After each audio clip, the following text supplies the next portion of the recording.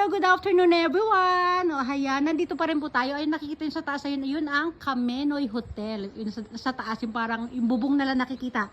Ayun, sa pinakataas, hindi kita yung pangalan. Oh.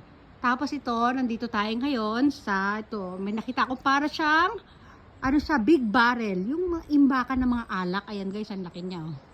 O, di ba? Oh, sobrang laki niya talaga. Tapos dito naman sa side na ito, yung kinakabit sa mga kalesa, ano ba tawag yan, ang panghakot ng kahoy.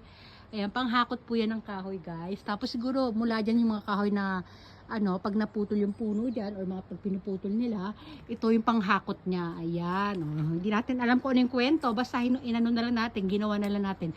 Hinulaan na lamang natin. Tapos ayan, nakikita niyo yan.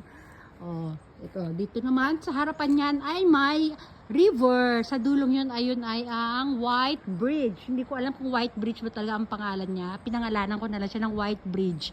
May nakasulat na pangalan pero hindi ko siya mabasa. O nakita nyo may mga nag-hiking doon sa taas. O, kasi para siya pabundok-bundok yung paligid. Tapos may old house pa doon.